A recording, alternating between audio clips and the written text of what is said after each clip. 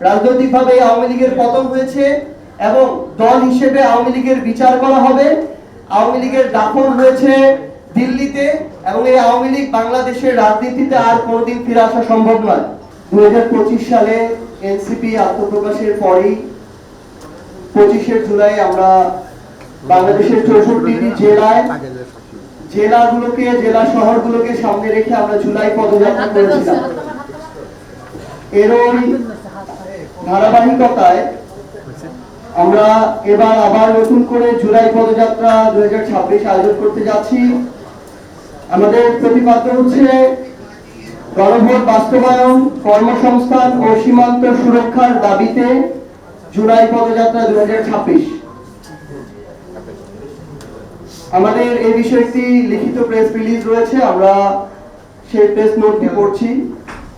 ঐতিহাসিক রক্তস্নাত জুলাই ফিরে এসেছে নতুন প্রত্যাশা ও প্রেরণার বার্তা নিয়ে। হাজারো শহীদের আত্মত্যাগ এবং ছাত্র জনতার গণ-অভ্যুত্থানের মধ্য দিয়ে অর্জিত নতুন গণতান্ত্রিক বাংলাদেশের ইতিহাসে জুলাই একটি অনন্য অধ্যায়।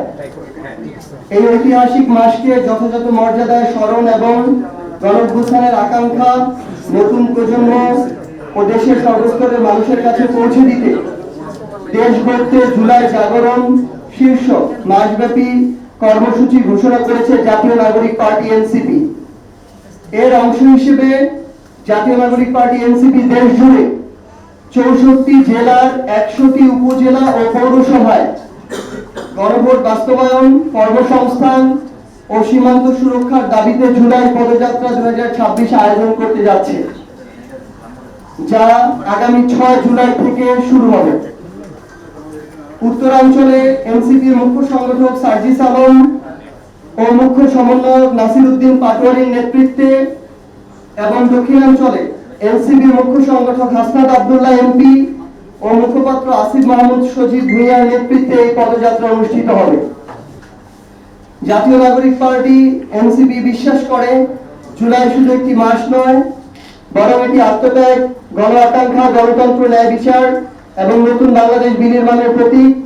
তাই মাসব্যাপী এই কর্মসূচির মাধ্যমে সমাজের সকল শ্রেণী পেশার মানুষকে সম্পৃক্ত করে জুলাইয়ের আকাঙ্ক্ষা নতুন প্রজন্মের কাছে পৌঁছে দেওয়া, শহীদদের অবদান স্মরণ করা এবং দেশ গঠনের অঙ্গীকার আরো সুদৃঢ় করাই হবে এই আয়োজনের মূল লক্ষ্য।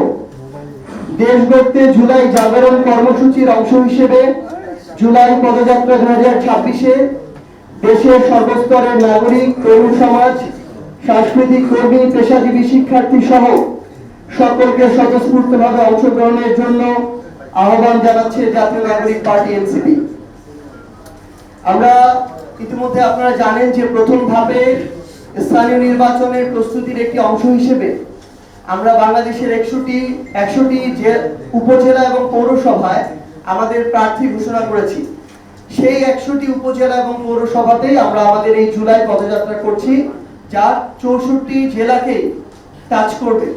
এবং এই পদযাত্রার মধ্য দিয়ে একই সাথে যেমন আমরা আমাদের এই জুলাইয়ের বার্তাগুলো নিয়ে মানুষের দ্বারে আরো প্রত্যন্তভাবে জেলা থেকে উপজেলায় ছড়িয়ে যেতে পারবো, একই সাথে আরো প্রত্যন্ত অঞ্চল থেকে মানুষের কথাগুলো আমরা শুনে সেগুলোর প্রতিধ্বনি তৈরি করতে পারবো আমাদের জাতীয় নাগরিক পার্টি এনসিপির মধ্য দিয়ে।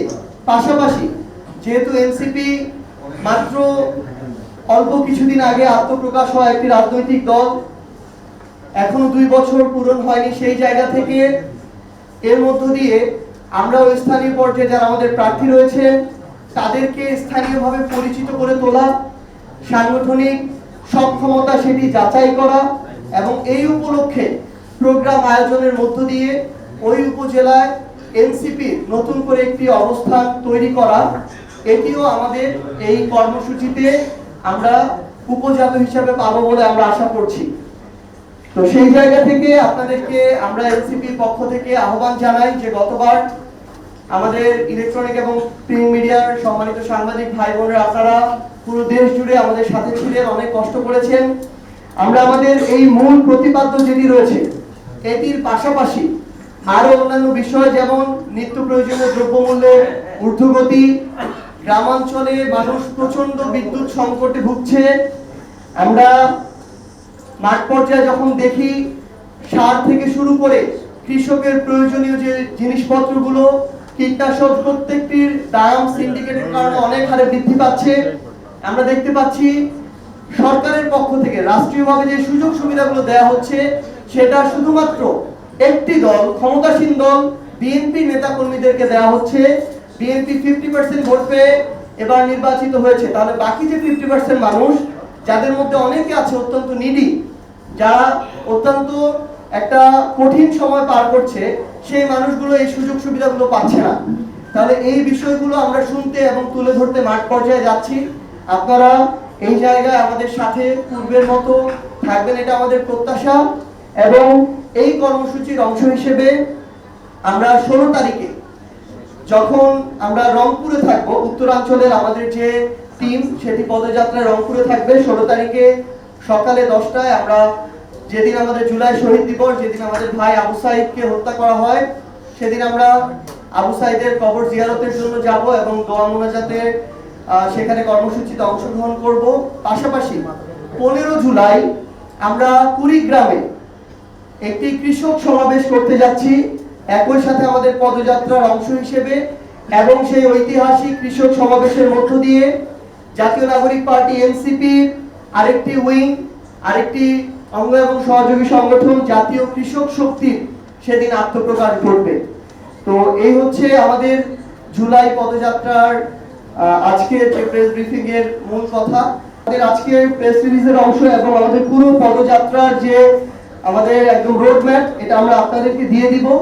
আমাদের 6 তারিখে অর্থাৎ আগামী সোমবার বিকাল 4টায় গাজীপুরের কালীগঞ্জ উপজেলায় এবং রাত 8টায় ঢাকা জেলা উত্তরের সাভার উপজেলায় আমাদের পদযাত্রা কর্মসূচি শুরু হচ্ছে। আমাদের জাতীয় নাগরিক পার্টি এনসিপির আহ্বায়ক, সদস্য সচিব, মুখ্য সংগঠক থেকে শুরু করে শীর্ষ নেতৃত্ব আমাদের এই উদ্বোধনী দিনে 2 জায়গাতেই থাকবেন। এবং 7 তারিখ থেকে আমাদের দক্ষিণাঞ্চলে পদযাত্রা শুরু হবে কক্সবাজারের উখিয়া উপজেলা থেকে। অর্থাৎ দক্ষিণাঞ্চলটা শুরু হবে কক্সবাজারের উখিয়া থেকে, একদম সর্বশেষ দক্ষিণ প্রান্ত থেকে। এবং উত্তরাঞ্চলেরটা আমরা শুরু করছি ঢাকা সংলগ্ন যে আমাদের পয়েন্ট গাজীপুরের কালীগঞ্জ এবং হচ্ছে আমাদের সাভার উপজেলা থেকে। এটা আমরা আগে থেকে জানিয়ে রাখলাম। প্রথমত আমাদের গতবারের জুলাই পদযাত্রা আমাদের 3টি বিষয় ছিল: বিচার, সংস্কার এবং নতুন সংবিধান।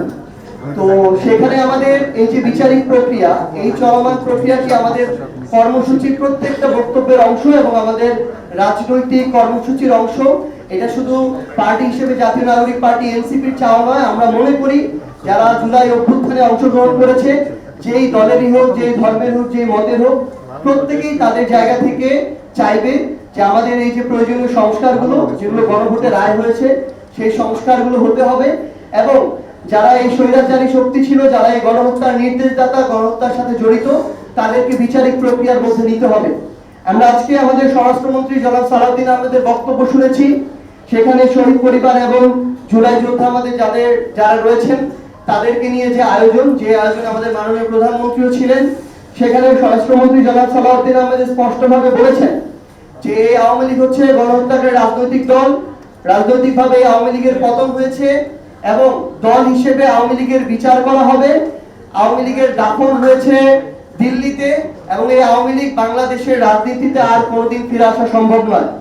আমরা চাই বিএনপির মুখপাত্র হিসেবে জনাব সালাউদ্দিন আহমেদ যে বক্তব্য দিয়েছেন, এই বক্তব্য, কথা এবং কাজে আমরা যেন এটা বাস্তবায়ন দেখতে পাই। এবং আমরা প্রত্যাশা করি গণঅভ্যুত্থানে অংশগ্রহণকারী রাজনৈতিক দল হিসেবে বিএনপির প্রত্যেকটি নেতাকর্মী তাদের অন্তরে এই চাওয়াটি ধারণ করে।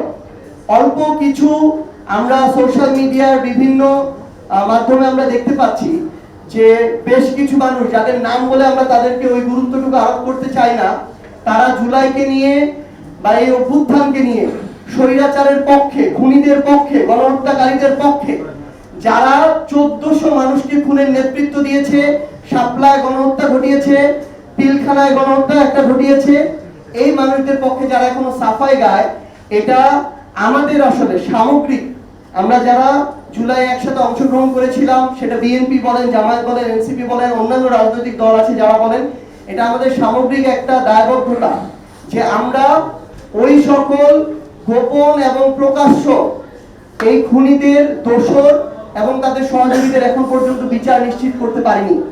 তাদের যদি বিচারের রায় হতো এবং এগুলোর যদি কার্যকারিতা থাকতো, তাহলে আজকে তারা কখনোই গর্ত থেকে মাঝে মাঝে উঁকি দিয়ে এই কথাগুলো বলার সাহস পেত না।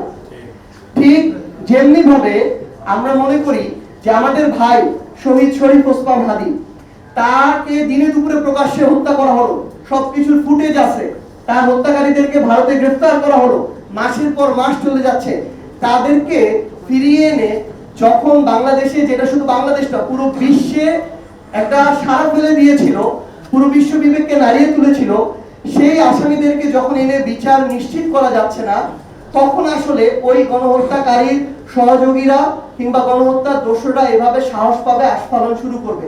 তো এই জন্য বিএনপিকে সরকার হিসেবে দায়িত্ব নিতে হবে যেন অতি দ্রুত আমাদের আন্তর্জাতিক অপরাধ ট্রাইব্যুনালের মাধ্যমে, আমাদের বিচার বিভাগের মাধ্যমে এই বিচারিক প্রক্রিয়াগুলো শেষ হয় এবং রায়ের পরে যেন অতি দ্রুত এগুলো কার্যকারিতা হয়।